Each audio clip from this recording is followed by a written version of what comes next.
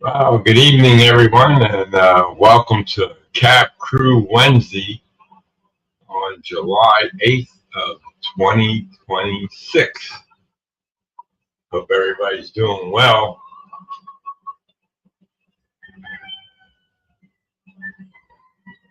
This is the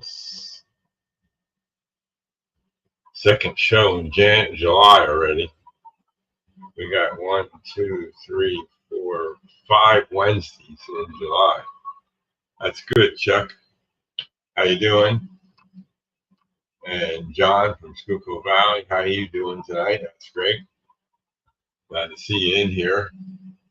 We'll get some more people in here, hopefully soon.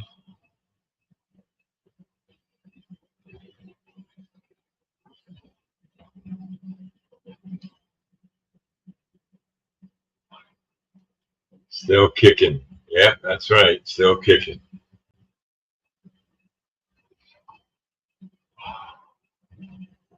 How you making out with your molds there, John? Okay.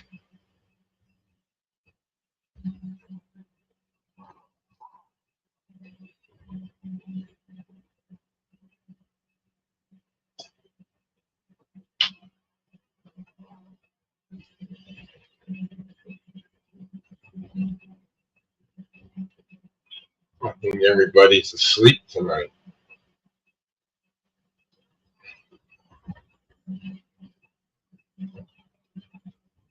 Yeah, that's good.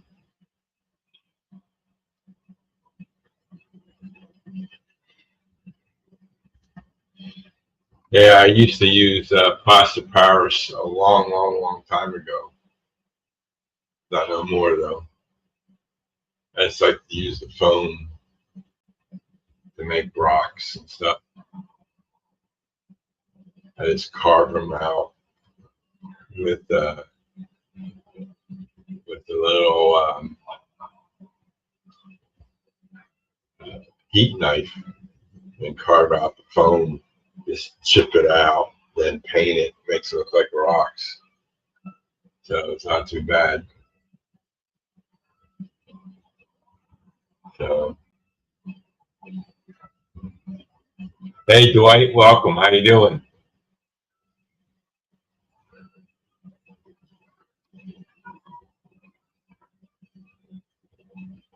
Get any headway on your lights on your engine yet, Dwight?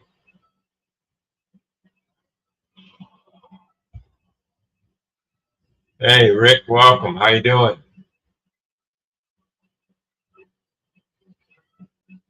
Hey Rick, the last batch of those people I'm 3D printing for you are in the water. They'll be out tomorrow morning, and that'll be it. Unless something happened to them. I always check with the prints after I get them out of the water, make sure they're good. And they're the last batch that I printed, so I should be able to ship them out to you by Friday, probably. Get them out to you. So they're almost done. So,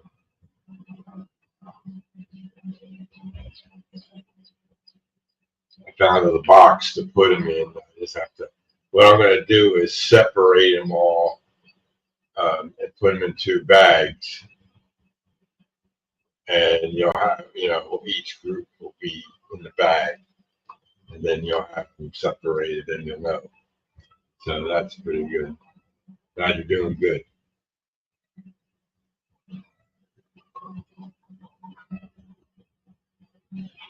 Yeah, the weather's been nice the last couple of days here. Not real hot, just in the low 80s. And the sun's been out. It was raining over the weekend, and I think it rained on Monday too here, a little bit off and on. Lost power for 4 days. That's crazy.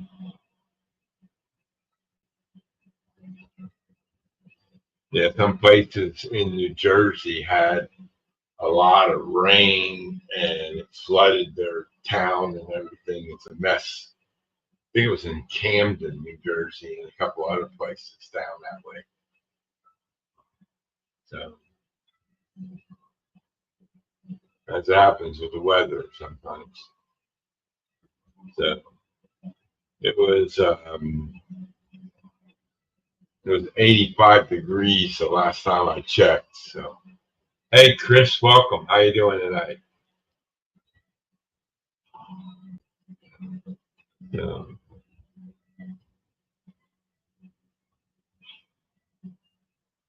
Yeah, on Monday, I got 2 orders arrived, which was a surprise.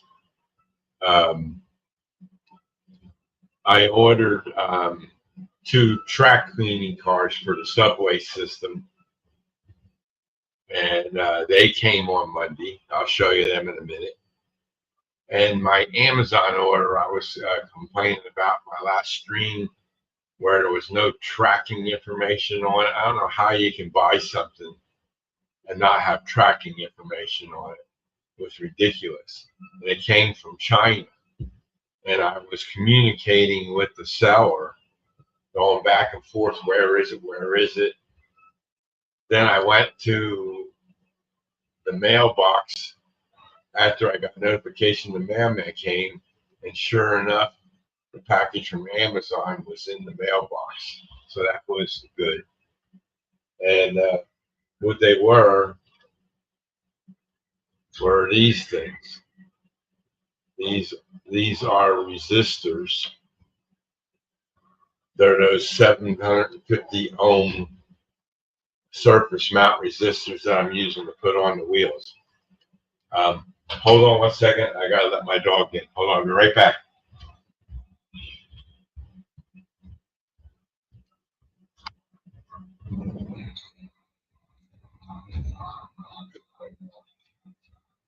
Good boy.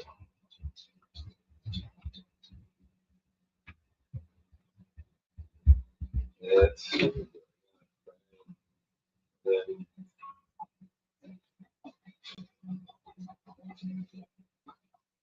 somewhere. Yeah.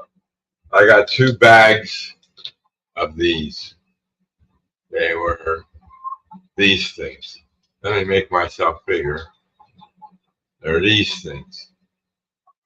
And I'll leave it up there for a second so you can get.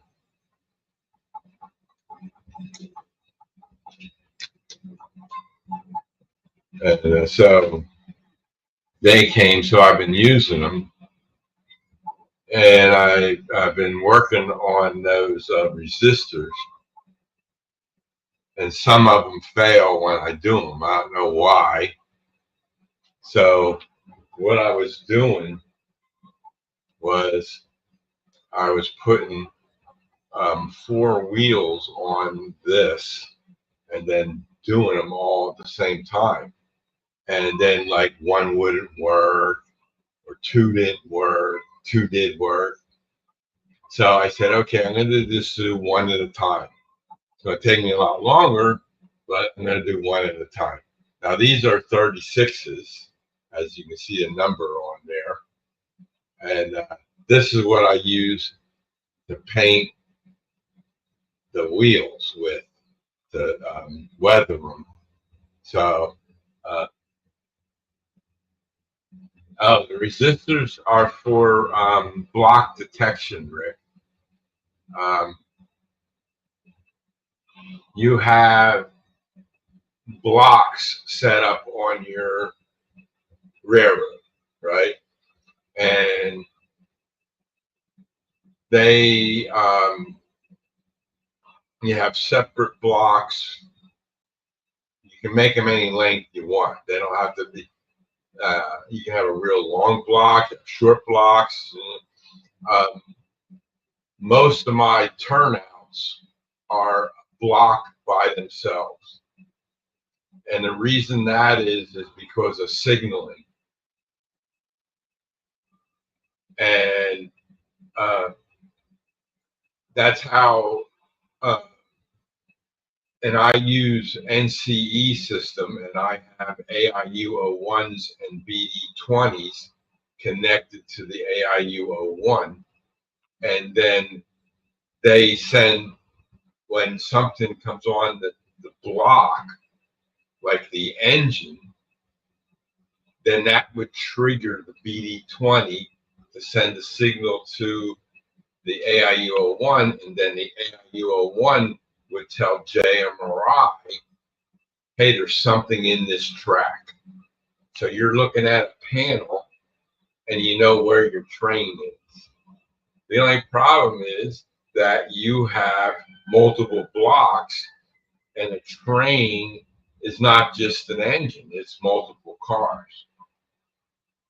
So I have Fred cars at the end, and I have a sound car somewhere in the middle of the train. They have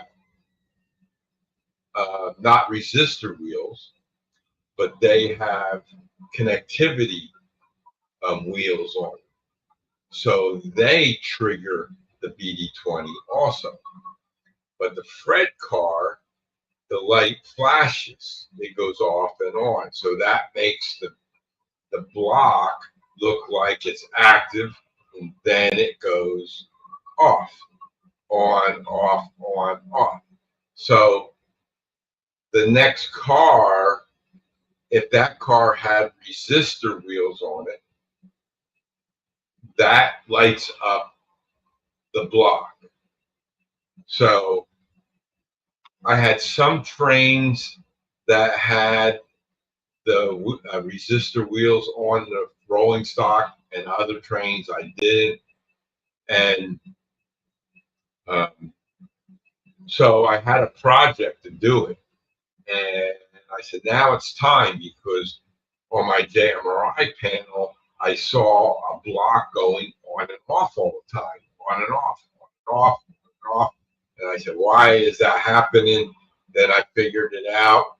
The Fred car, the train was too long, so it spanned 2 blocks, and the Fred car was off on another block, and that's the block that was going on and off, on and off, on and off. So after I tested it with some resistor wheels on the car, then I saw that. I said, okay, now it's time to do all my rolling stock. So I had surface mount resistors. They were, I don't know what they were exactly. When I bought them, it was a long time ago, and then I had conductive paint, and that, I don't know if it goes bad after being out, and I closed it up and didn't use it for a while. I was having trouble with getting those. They would catch, they would smoke, and then I found out I was putting the conductive paint across the entire resistor, and you don't do that. You just tap each end with the conductive paint, and you go out that way. And then keeping the area where you're going to paint, it has to be clean, and the axle needs to be clean where you're painting. That helps also. So I changed over all of my oil tank cars to use 36 wheels instead of 33s. Hey, Bob, welcome. And doing that, I had brand new 36 wheels, so I didn't have to do too much cleaning. I took one of these boards, or a filing board, and then I just go across it, and then I take this file, and I file the axle just a little bit, then I go over it with the board. Can't get the board in there, it's a little bit too wide for the hey, Jim Tedesco, welcome. How you doing? This board is a little bit too wide to get in between the wheel. So I was thinking about cutting it in half then I could do it. But you know, I'll think about that later because I have like 20 more cars to do, and I put two uh, resistor wheels on each car.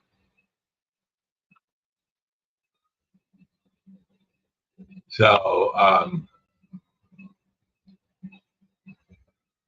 that way, if the car is spanned across two blocks, it's going to light up both blocks. Because sometimes the front wheel is on one block and the rear wheel is on another block. So, and the car in front of it is on that block, and it's going to light it up too. And that does it. So what I do is, what I've been doing is putting four of them in here. And then I was running into problems with some of them. So I said, okay, let me just do one at a time. And that seems to be working better. So this one here, I glued on the resistor. It's right there. Hard to see, it's small. And then I put the conductive paint on it. So after it dries a little, then I put it on the track, and it should light up the AIU-01. And it did. So that means this one is good. So now what I do is I put it over here by the car that I'm working on. These two cars here I'm working on right now.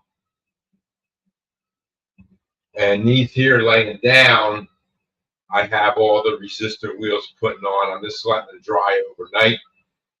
Then I'll put them on the track here, connect them to the engine that's up there, and I run them around a lap or two, and just to make sure that the new wheels roll, because these are, I switched over from 33s to 36s, and we'll make sure that the trucks, sometimes I have to unloosen the screw on the truck a little bit or tighten it a little bit, all depends. That's why I run it around here.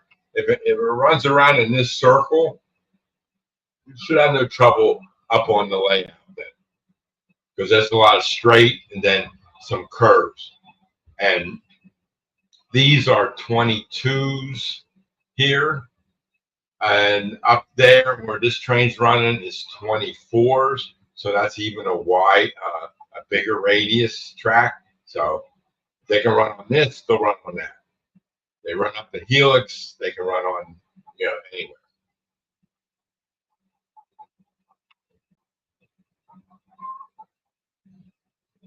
Yeah, sometimes things happen, Rick. You're out and about, phone rings, you have to go. That's the way it works sometimes. So, yeah, these on the big screen, that's what these look like. They're real small. They're real little rectangle.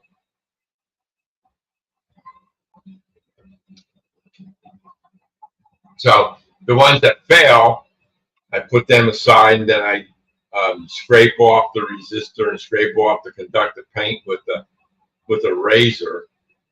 File it down a little bit with this, put it in the 36 box that's empty, and then I have some other wheels that I can use for something else. Then I get a new wheel and redo that. So that's what I've been doing.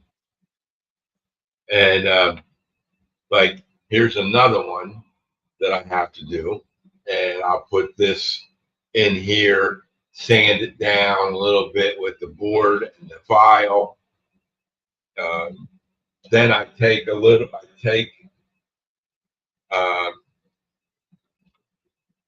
Loctite super glue, the gel. That's what this stuff is. And I pour a little bit on the paper here. I just put a little dab there. I take my real fine tipped tweezers, pick up the resistor in the middle, and then take each end and dip it into the super glue, and then put it right on the wheel. And then I let that set for a few minutes. Then I take this stuff, which is graphene conductive painting. I got this from Amazon, and it's liquid. I shake it, and then I just take the lid off. And there's plenty in the lid. And then what I use is one of those micro Q-tips. I took the tip off, and I just have a real fine point there, and I dip that in, and then I can paint the conductive paint on the wheel, and I can direct it a lot easier with this fine tip point. That helps out the process a lot better. So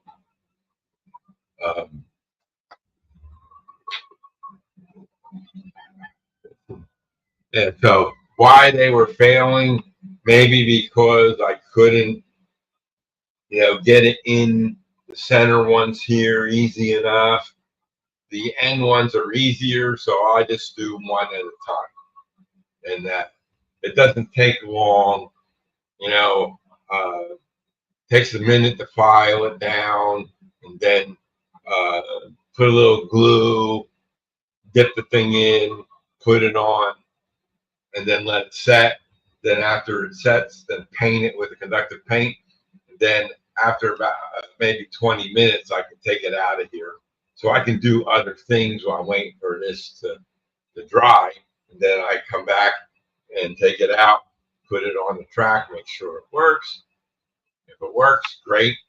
Then after I get 2 done for each car, then I put them on the car. Then that car is done. All it has to do is let it set overnight so it completely cures. And then I run it around the track, and then it's tested, and then it's be ready to go up on the layout. So then I still have a couple of hey Brad, welcome. How you doing? Then I have a couple of trains that I still have a few cars that are not doesn't have the resistor wheels on them. And some of them are the well cars that I bought from Walters, the ones that have the 33s and the 36s on them. So yeah, it does, Rick. Yeah, it's keeps me busy. Exactly, keeps me busy. Like I'll do that, then I'll print something.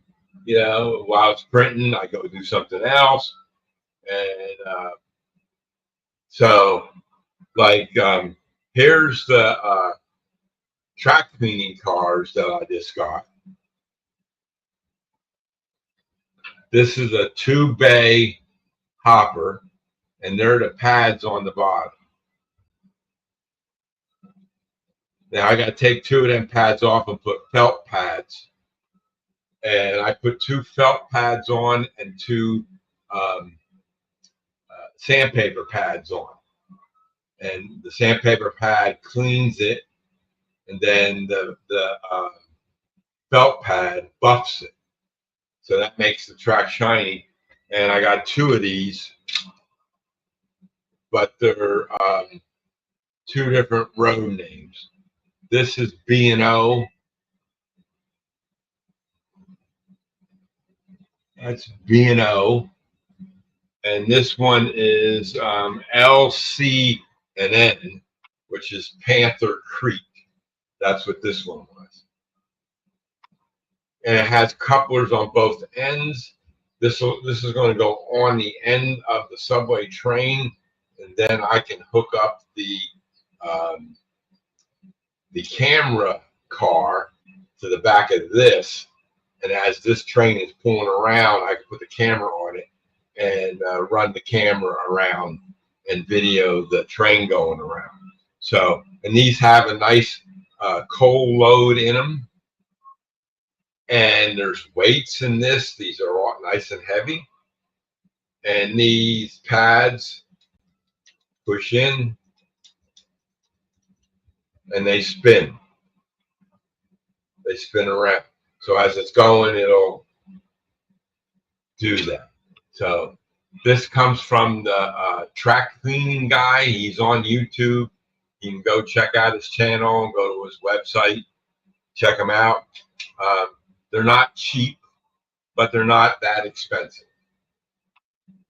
These two cars were, I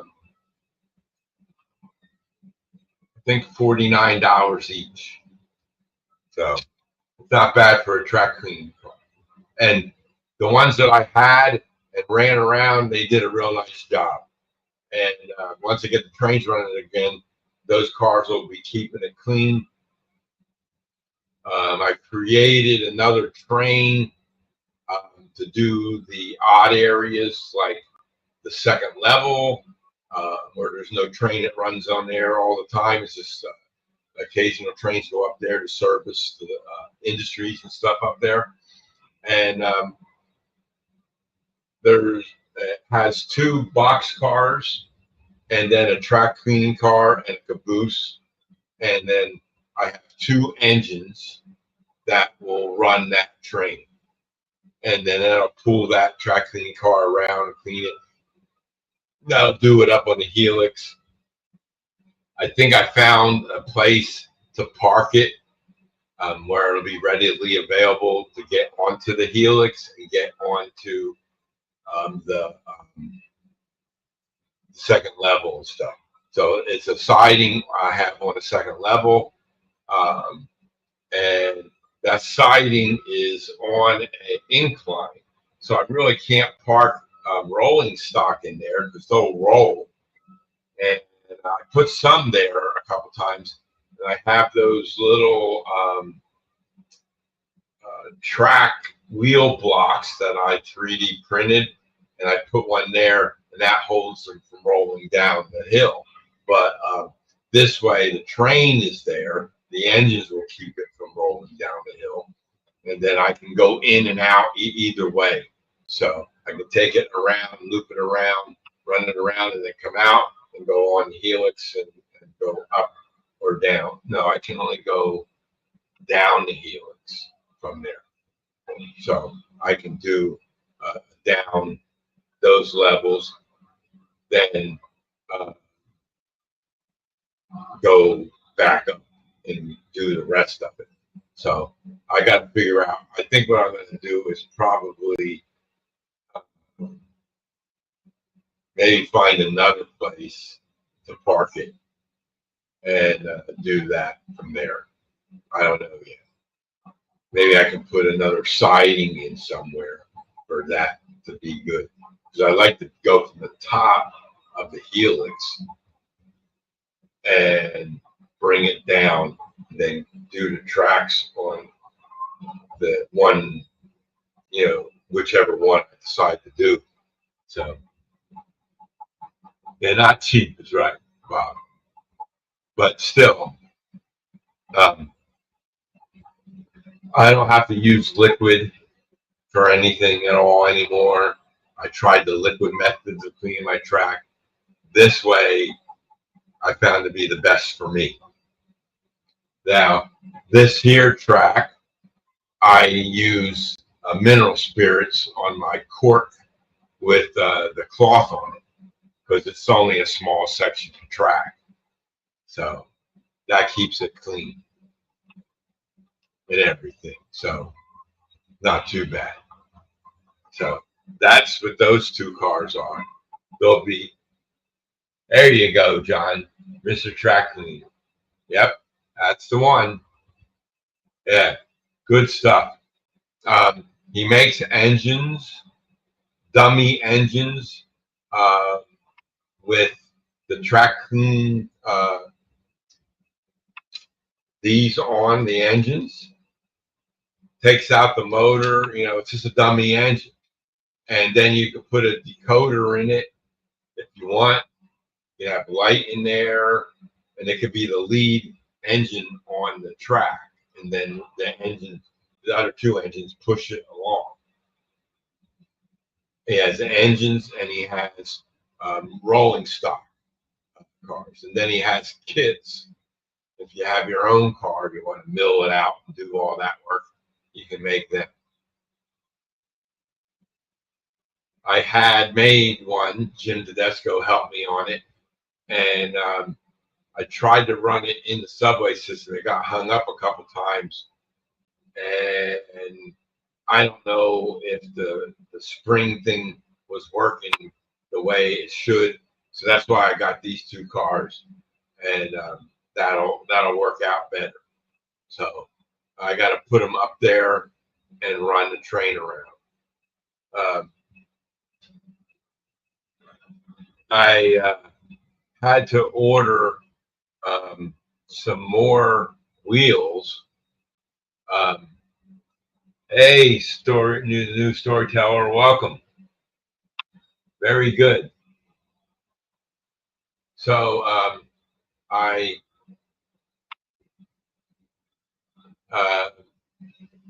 had these other rolling stock cars here that were in my sidings without resistor wheels on. So I changed. I got a bunch of wheels that I had that were used before, and I tried putting resistors on them, and it didn't work. And I think it was because the axle and the inside wheel were just too dirty. I sanded them down, but maybe I didn't sand them down good enough. I don't know. So I just said, the heck with it. I only had 10 cars. I found a place on eBay that had Intermountain 33 wheels. It was pretty cheap, under $20 for 12 of them. Or it was 24 in the back, and I only needed 18. 1, 2, 3, 4, 5, 6, 7, 8 cars. So I needed 16. So I got 24 coming. So I have a couple extra. And so that's what's going on with that. And I ordered that.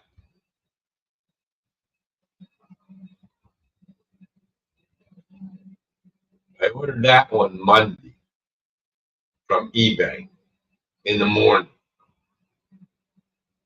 A couple hours later, it was shipped out already, which was great. And then it came from Ontario, New York, which is out by Rochester and that part of upstate New York, out west New York. And it made it all the way down, and it's going to be delivered tomorrow. Not bad. So when Monday, ordered, shipped out, and going to be here tomorrow. Can't complain about that. So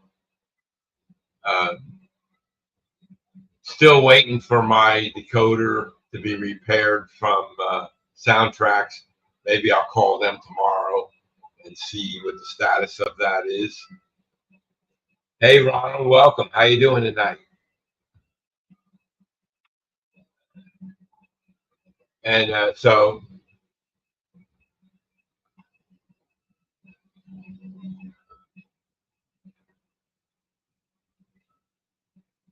yeah.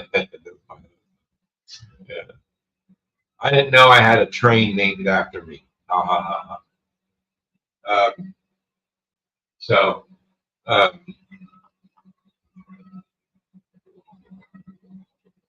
So that's why I had to order more wheels, because the other wheels, I have a whole box of wheels. Matter of fact, this whole bag is full of 33 wheels. And most of them are already weathered and stuff. But to file them down and clean them, it was tough to do. It's just too hot. Well, you know, Ronald, it's the summertime, so it's going to be hot, right? So, so yesterday morning, I get up, I do my morning rounds, I come out, check the emails, stuff like that. Most of the emails I get overnight, I have to delete them because they're junk mail and garbage and stuff like that. What's a good idea, man? Are you going to change your off your autograph box? That's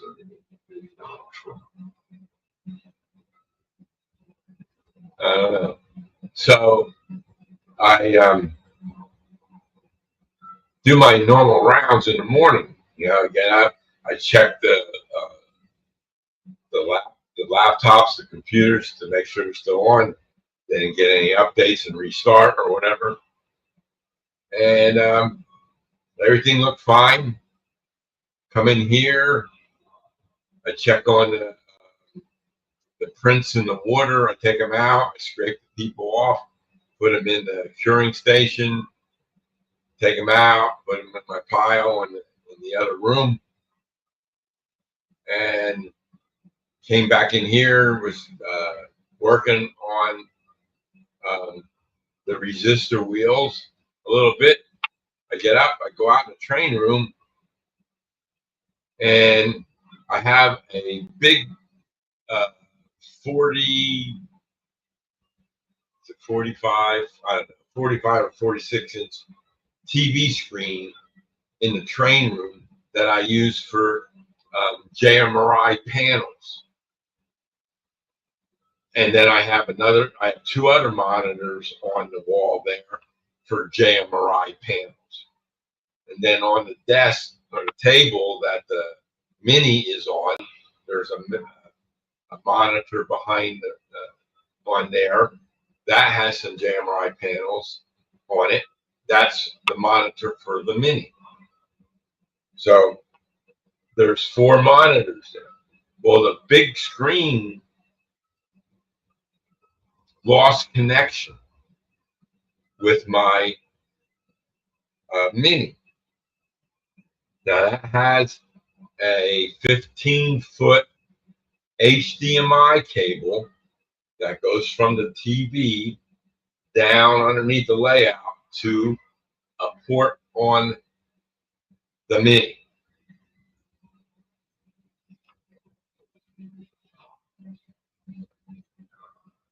What train event do I visit? Well, I go to a couple of local train shows near me. Some are in Pennsylvania, some are in New Jersey, and I go to Amherst. And then I went to Timonium last year, and maybe I might go to Timonium again this year. I'm not sure yet. I have to wait and see. I think I might go to the one in October. They have one in October. That's a good time of the year to be out. It's not hot. It's not cold. So those are the ones I go to see. There's one coming up in Oaks, Pennsylvania on the 17th and 18th of July. I might go to that one. That's a smaller train show. Well, there's no place for me to walk to around my place. I don't know of anyone else in the area that I live in that has trains. Now, when I was first married, I met a guy when I was working a part-time job, and he had a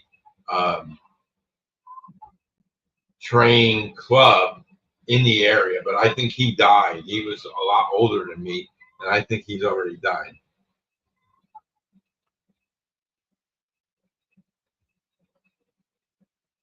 Yeah, well, too many to list. Yeah, I know. Well, the whole subway system is 3D printed.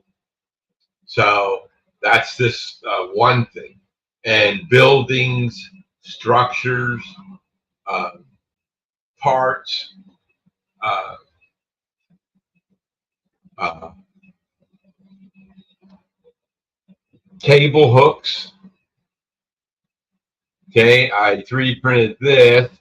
I made some for inside here to hold up the cable better because I had it tacked down in spots, but I needed it to hold it up and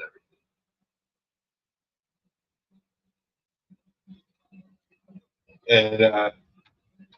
And these are how I connected all the 16 sections of this track together.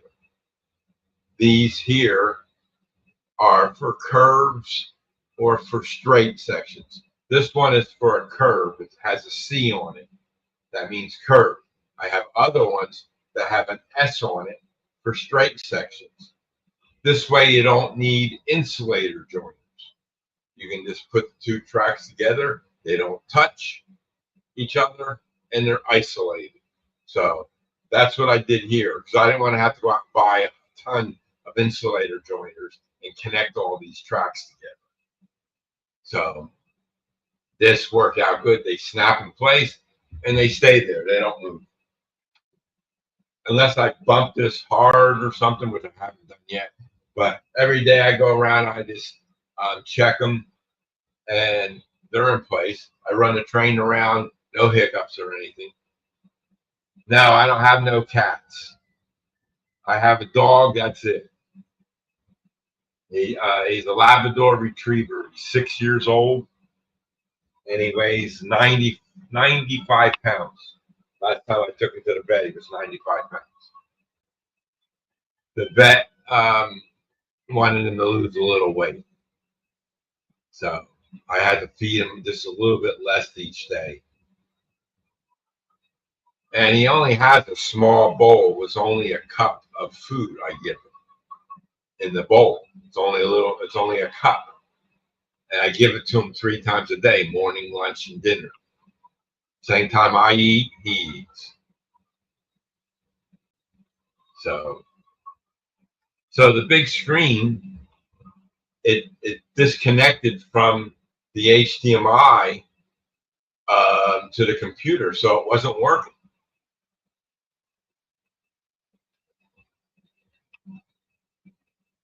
Yeah. And it it comes up and it says, on the screen, no connection, blah, blah, blah, blah. I turned it on and off, still didn't connect. I went up there, I go underneath the layout, I get behind there, and I can get into the back of the TV, but I can't get to the connection on the TV. I don't see it. I can't get to it. I can't see it.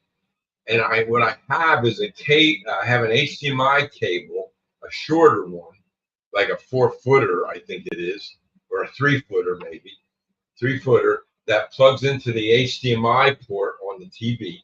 Then it has a HDMI splice, and then I have the HDMI long cable plugged into the splice, and that goes to the mini directly. Now the other 2 monitors that are next to it, they're plugged into an HDMI splitter. The HDMI splitter has 4 HDMI connections on it. That 2 monitors connected to that. I can plug in 2 more if I needed to. And then the other monitor on the table, that's for the mini. When it boots up, that's the one that comes up first. It's HDMI into HDMI 1 port. So the Mini has 2 HDMI ports on it, and then the HDMI splitter, it's USB connected into the Mini, and then it allows up to 4 HDMI connections. So I just have 2 monitors on that. Both of them are working. I had to trace the HDMI cable to find out which one it was. Hey JD, welcome. How you doing? Didn't see you pop in here. And Russ, welcome. How you doing? Good to see you. So that's on the wall, and it's in front of my 4x8, so I can't reach over. I can reach over and touch the screen, but I can't do anything with it. And stupid me, I put a flush mount TV mount up instead of putting one up that you can pull the TV out. I don't know why I did that. Stupid. So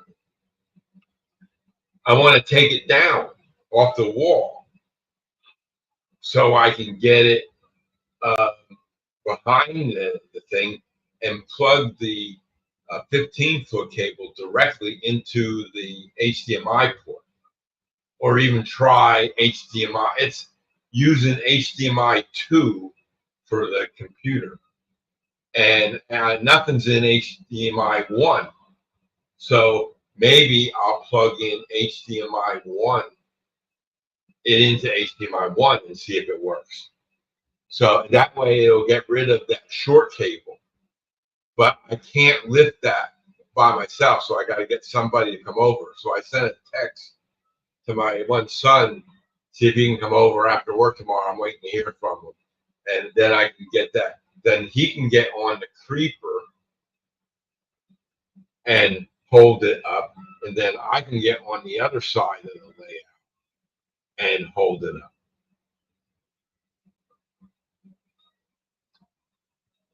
Okay, Bob, thanks for stopping in. Have a good one. We'll catch you later.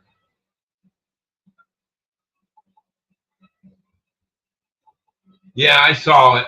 That was cool. That was very nice, storyteller.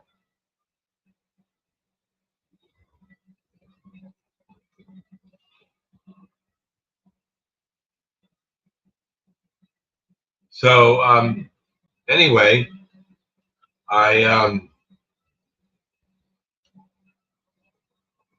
so I don't have JMRI up right now, because if I bring JMRI up remembers where the panels go. So that screen isn't there. So it won't know where to put those panels. It'll put it on a small screen, and you can't see them on a small screen. So I started prepping to take the monitor off the wall.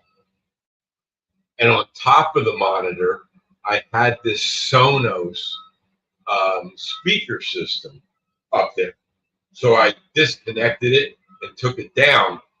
And this is what it is.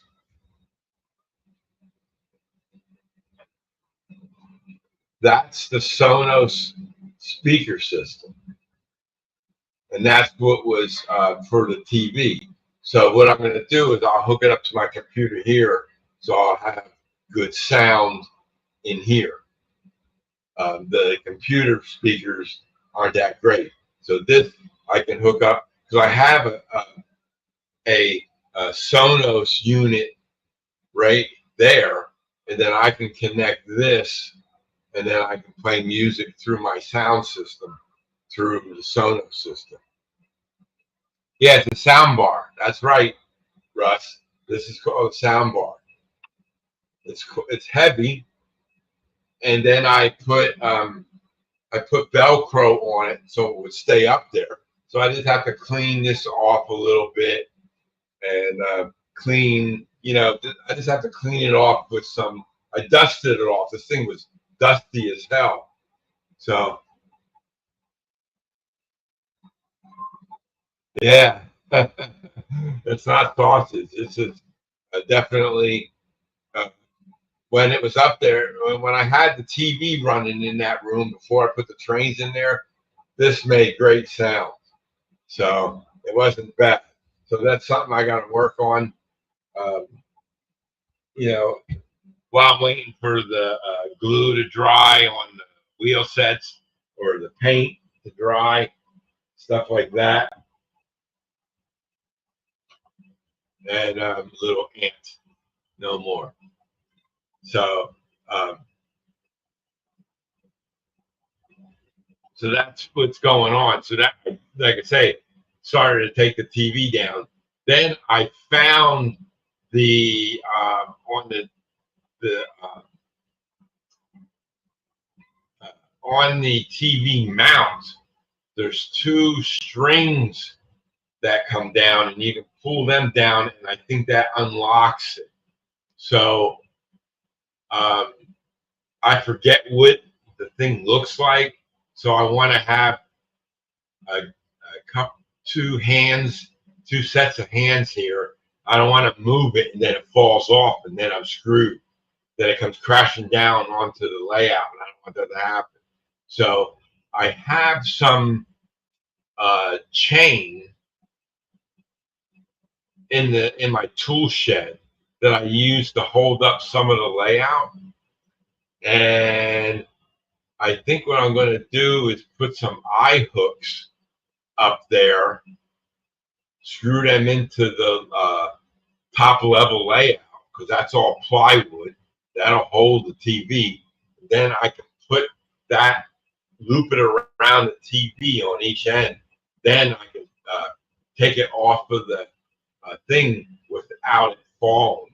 So I got to support it up there somehow. So I have that chain, and I think I got a lot of it in the box. So I got to go out and look for it tomorrow and try to wrap that up. Then I wouldn't need another person. If I can do that, then I don't need somebody else. I can do it myself. Just get on the creeper, lift it off of the thing, and let it sit in on the chains, and then I can go underneath the layout, go behind it, and then I can see behind the TV that way, and then I can plug in the HDMI cable. Then I can test it all before I put it back up and make sure that it works. So um, it's just weird how it went off. And first of all, I thought I might have hit the off button on the TV remote control because that remote control for that TV is on that desk in the train room. Under and in that desk, there's a, a thing there, and all my manuals are in there, and that's laying inside the manuals. And I take out manuals every once in a while, and I thought maybe when I put a manual back in, it hit the off button, it turned off the monitor. That's what I thought happened. So then I turned it back on, and then it was disconnected. And like I said, I traced the HDMI cable from the TV down and around, and then I found out where it went into the mini, and I disconnected it. Hey James, welcome. How you doing? And I, I disconnected it from the monitor, and I plugged it in. Nothing. I disconnected the monitor from the mini, which was HDMI, and plugged the uh,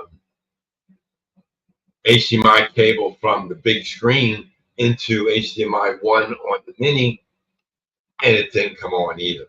So I'm thinking it's either the splitter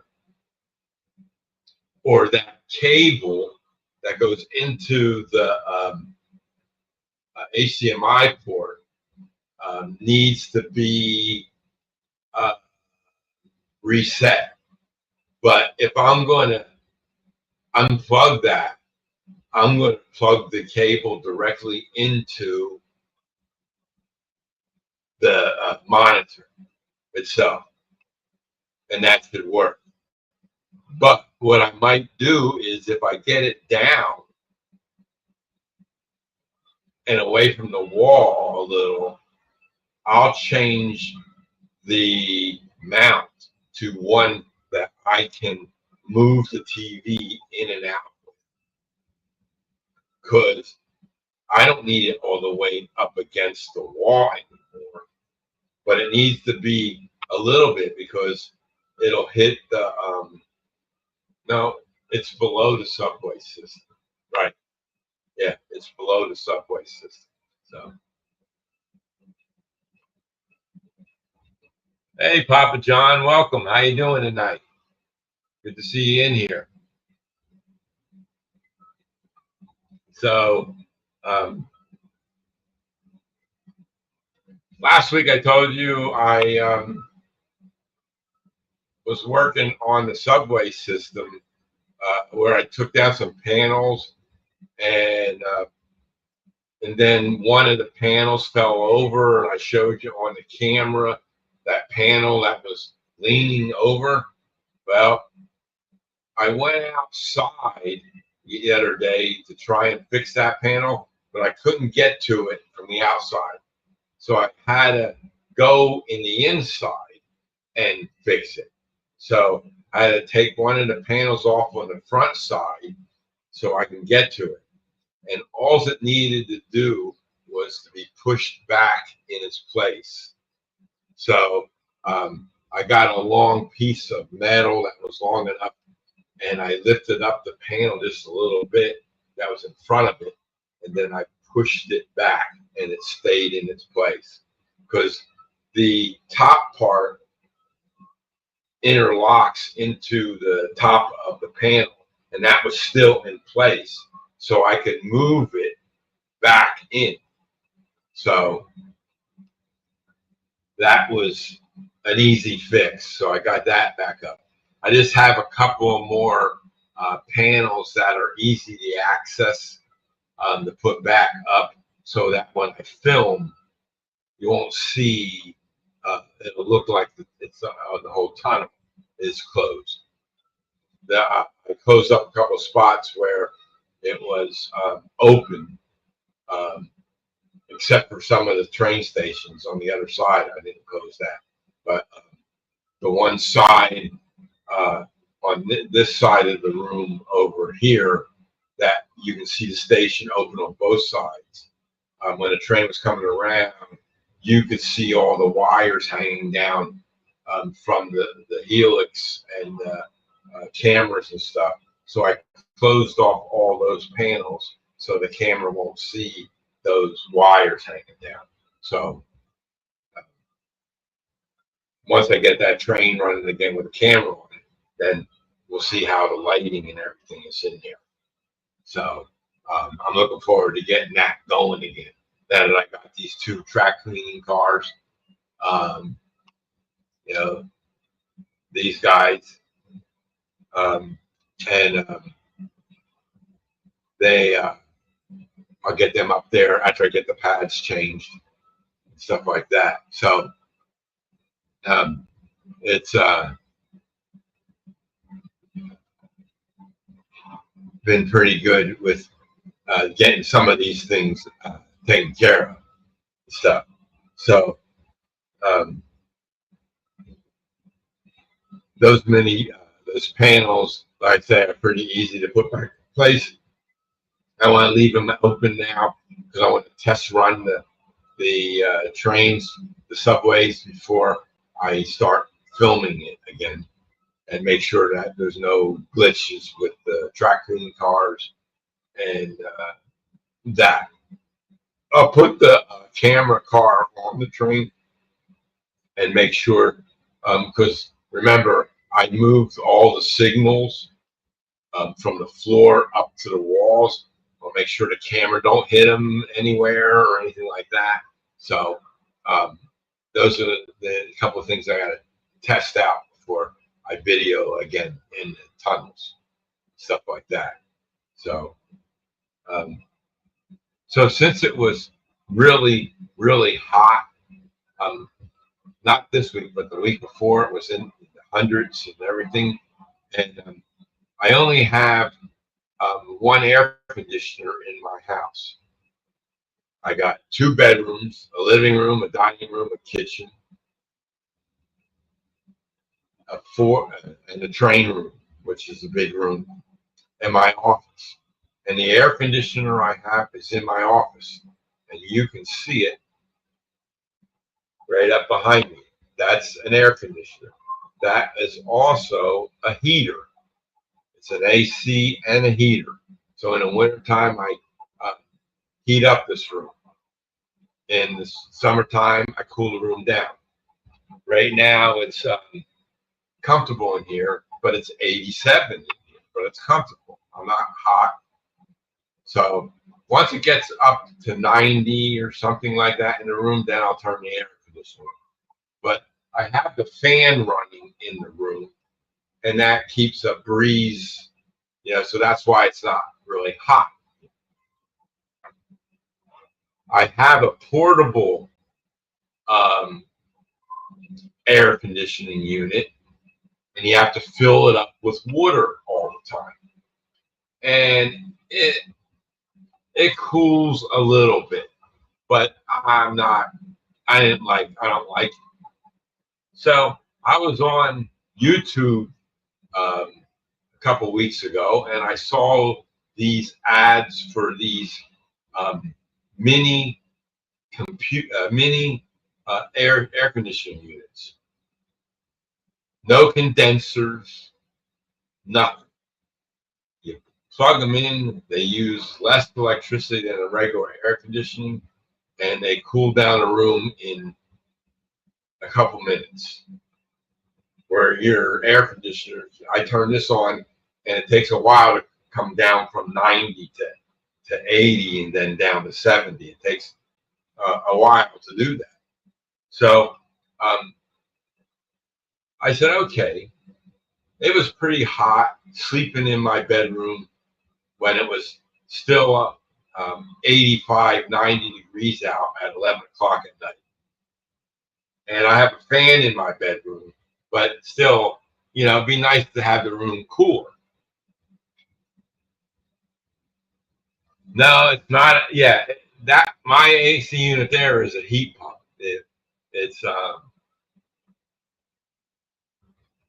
It's got a new subscriber. Good.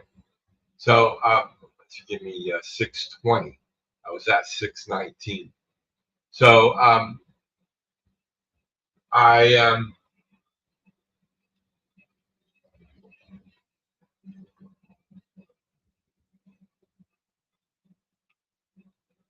I ordered them, and they were $89 a piece. If you bought 2, they were $79 a piece. If you bought 3, they were $69 a piece. If you bought 5, they were $59 a piece. So I ordered 5 of them.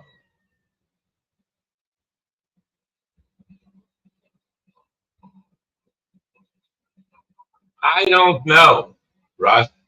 For $59 a piece for 5 of them, it has a warranty. So if I don't like them, I can send them back. No big deal. We'll see. I'll know right away. I'll plug it in, and boom. We'll see what happens. So it'll take care of all the rooms and the train room. So that other air conditioning unit that I have to add the water to, that's a joke too. So I don't know.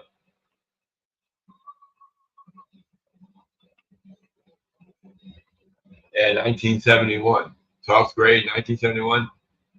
I was a sophomore in 1971. 10th grade, sophomore. Freshman, sophomore, junior, senior, high school. What do they call them now? What's the right pronouns for the high school students now? Probably idiot, stupid, dumb, and dumber. I don't know. So anyway, that's what I ordered those. And also, you know, for those that were in here early enough, you saw my countdown clock. Okay, I have to use that one. I can't use the other one. Okay, I found these two files. They were uh, video files, and they had a countdown clock in them. You know, this countdown from 60 to 0. No music, just tick, tick, tick, tick, tick, tick, right? Okay, I will, Russ.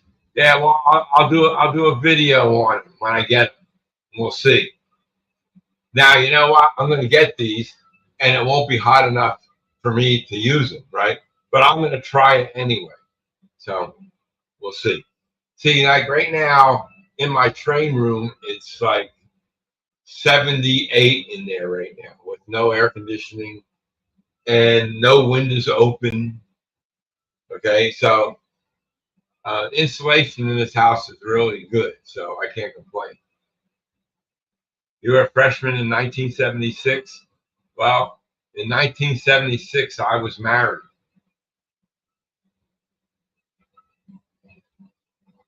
Stayed married for 28 years. So from 1976, 28 years later. You were a top electrical student? Well, I was in electrical engineering, James. That's what I went into when I got out of high school. Yeah, so it'll be interesting. Right now, they're in, I think they're in New York somewhere, waiting for them to transfer to the post office. You know, they come from China probably. So they made it across the pond, if you will, the long way. I think they're in New York. It doesn't, you know, I have that one program that tracks uh, foreign packages.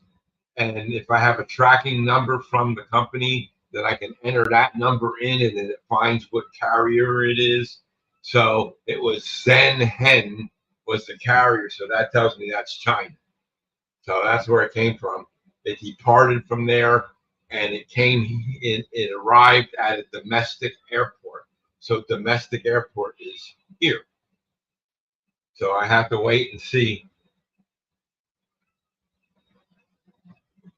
Yeah, I had a new car in 1974. I had a 74 Firebird. Then I had a 77 TR7, a 78 or no 79 Trans Am, an 84 Grand Am. You were only 7 years old in 74. That's when I graduated from high school, 1974.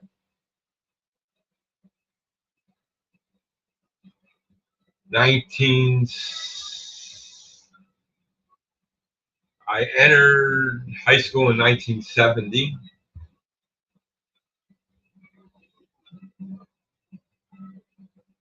Graduated from eighth grade in 1970, June of 1970. And then in September of 1970, I entered as a freshman into high school.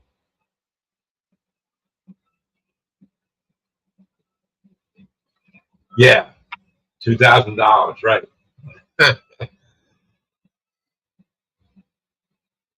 My first car was a 1964 Ford Falcon. It cost me $50. It was a convertible.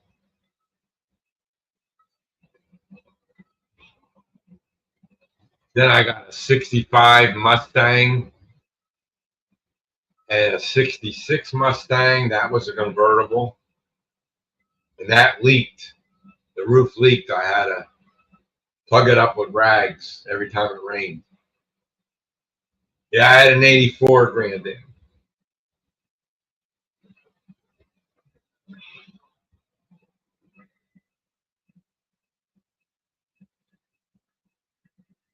And I got the TR7. Where the heck was that place? It was on the way to Philadelphia. It was a big dealership. And I got it down there. And it was like a 2-hour drive to get to this place from where I live now. That's where I lived back then when I got that 77 TR7. And that thing was fast. That thing moved. And it was a two-seater, didn't have much room in it. And it flew along. It had a 5-speed transmission. Uh, I forget the engine size in it, but I had it over 140. And I was going down the highway one day. I took it down for service, oil change, everything regularly. Had it for a year. Had it in for oil change, drove home, and I used to have to drive an hour to work every day.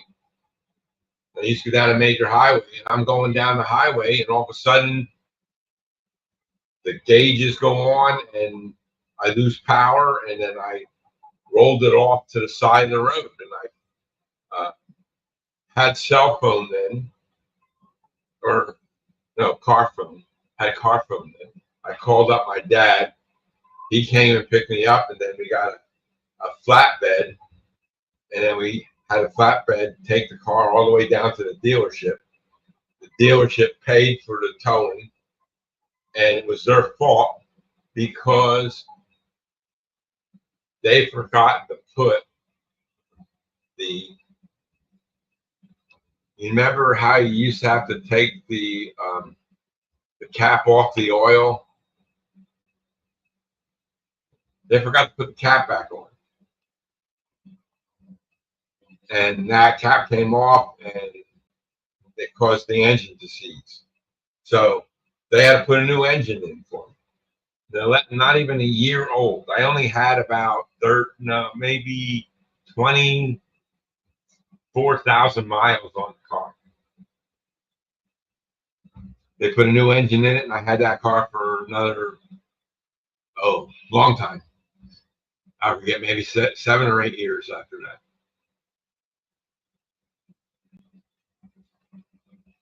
Yeah, so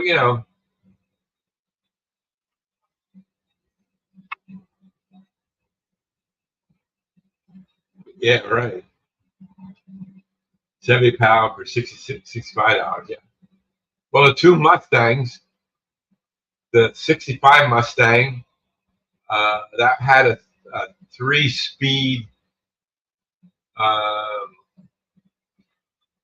That wasn't on the column, no. The Ford Falcon was on the column, 3-speed. Then I switched it to 4-speed on the floor. Changed the transmission and everything. Did all that work myself. That's when you can work on cars. You can do things, Talk to a couple guys. Yeah, all you got to do is change out the It already had the clutch in place because it was 3-speed on a column. I didn't like it on a column, so I wanted it on the floor. The 65 Mustang was 4-speed on the floor, and the 66 Mustang was 4-speed. So the first Mustang was only $100, and the 66 cost me $200. But paid $200 cash to go get registration, sales tax on $200 back then. It was 3% sales tax back then. That was 1974, 75. 3% sales tax.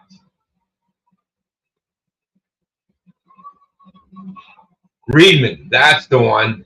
Yeah, Reedman. Yep. Yeah, that was the one. Yeah, they had many different manufacturers in that whole entire complex.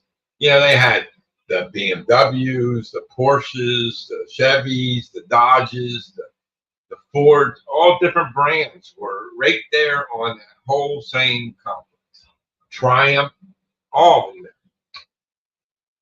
Yeah, that was a big place. I don't know if they're still there. I haven't. I've driven down there once since then. I don't remember seeing it, but I don't remember exactly where it is. Okay, John, thanks a lot for stopping in. Appreciate it. Have a good one. Catch you later. Take care.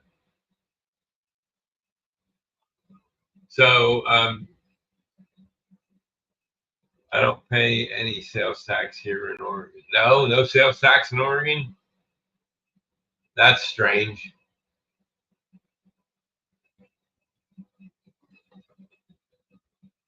Okay, John, take care. We'll catch you later. Yeah, it's so anyway, well, I was talking about those countdown clocks. They gave me some kind of warning message that I never saw before. And if I'll tell you what it is. Um, let me see here. I go to YouTube Studio.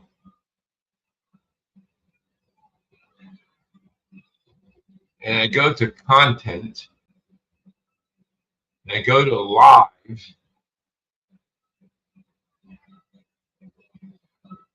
And this is what I get. This video has a potential limitation. Claimed content was found in this video. This doesn't affect the video right now, but if you start earning from YouTube, it can have an impact on your earnings. That's the message I'm getting on my live stream videos when I put in that other countdown clock.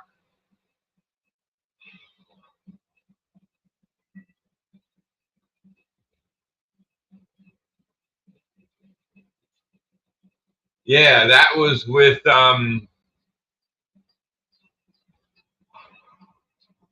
who was the guy that used to paint the cars? They were a big chain. Can't remember their name.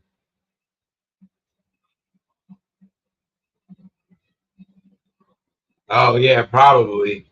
Well, there's I think it should be sales tax instead of property tax because you purchase your home. That means you purchase the land that the home is on. You purchased it. Should be no tax on it every month.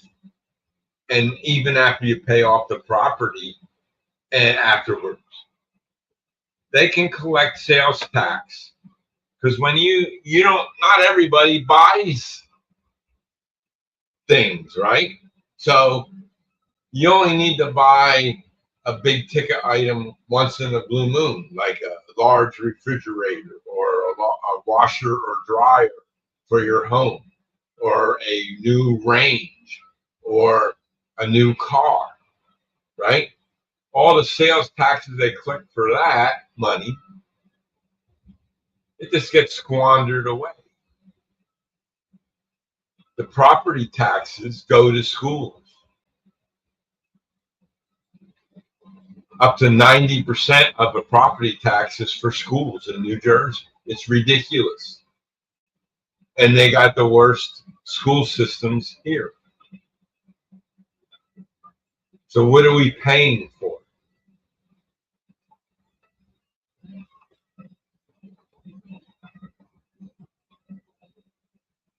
Mako, that's the one. Yeah, Mako used to do it for, I think it was a $99 paint job.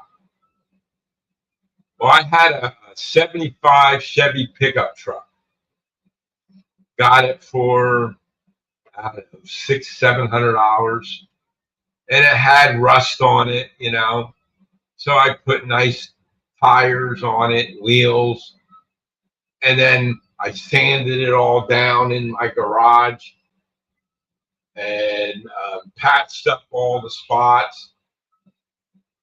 I think my brother-in-law, he had a compressor with a paint gun, so we primed the whole truck, and then I painted it all black, and it came out real nice. After it was all done, we buffed it, did all that stuff you had to do, put a nice shine on it, wax and everything. Well, nowadays, yeah, but back then, I painted my truck for buy the primer paint. I think I used 2 gallons of primer paint on the truck.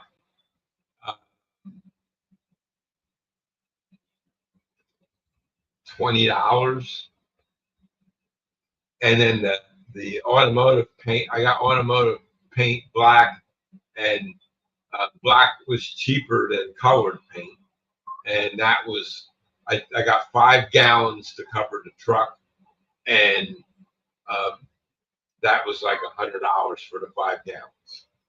So I painted my truck for about $130 because I got the compressor and the air gun for free.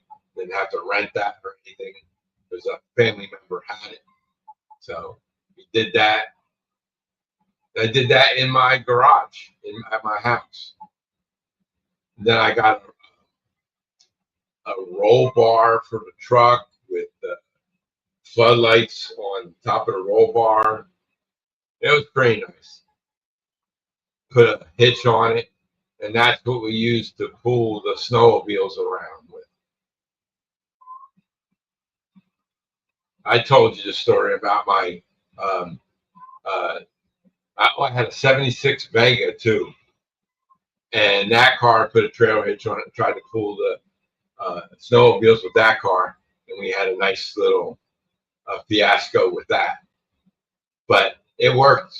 It was going up the hills and everything, no problem. But the one hill had ice on it, and that was the end of that. So I told you about that story before. But yeah, so that's what I used the pickup truck for, to pull the snowmobile, and I had no trouble with that going in there. It had 4-wheel drive. It was a nice truck. And with the house we had I had a shed that I built, and then I had to build a barn, and then a shed for the horse, because my ex-wife loved horses, so we got a horse. Then we had to go get hay, to feed the horse and feed and stuff like that. So you had to use the truck to go pick up bales of hay and stuff like that. So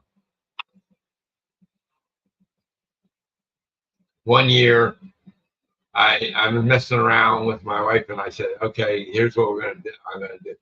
I put antlers on the horse during hunting season. He's gonna get shot, all nervous because the hunters that used to come around, the land we lived on we had 2 acres, and everywhere around us was farmland for as far as you can see. And then there was fence roads, and in the fence road there were small games, and there was deer, and the hunters would come out and they would hunt in that area. And back then it wasn't like it is today, but they were all guys from the city. They didn't know what they were doing. And the next door neighbor, they had a pheasant farm. They used to raise pheasants. And that farm was down on one of the big farms down the road a bit. And the guys would come to hunt and they would come get the pheasants and then they would release them. But some of the guys, as soon as they release them, they'd shoot them. Like, what the heck was that? They had no sportsmanship in them at all. They were just idiots from the city that didn't know how to handle a gun and how to hunt properly. So I put the antlers on the horse, and she got all upset. She ran out there and took them off after about an hour because the cars were all lined up along the street, and then they would walk in to the fields because in the back there weren't no houses or anything back there back then. Now there's some homes back there, but not back then. So they could just go walk around and pheasant or a rabbit or something they could shoot, stuff like that. So number 45. Well, we're probably ranked number 50. I don't know. I think probably Illinois is probably 50.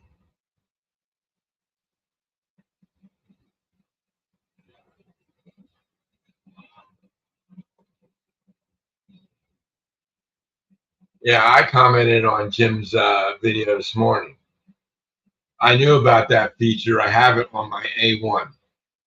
I tried the ludicrous one once, and it printed fine, but I don't mess around with that anymore. California,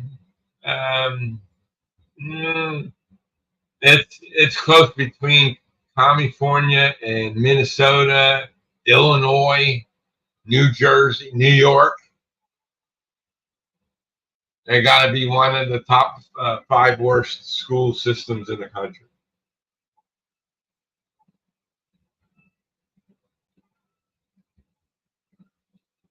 So, yeah, California. Yeah, so what I was talking about, that pending, this video has a potential limitation. Has anybody ever seen that before? I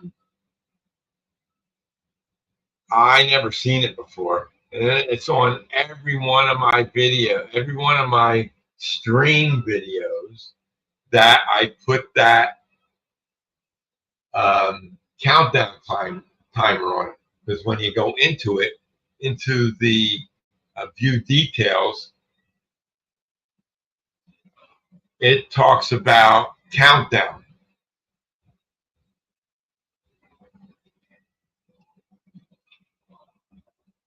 And it has to resolve the claim, you can choose to edit your video or dispute the claim. I don't know. It looks like you can do something about it. Claimants. Somebody by the name of Chris Field, I guess he wrote this countdown thing.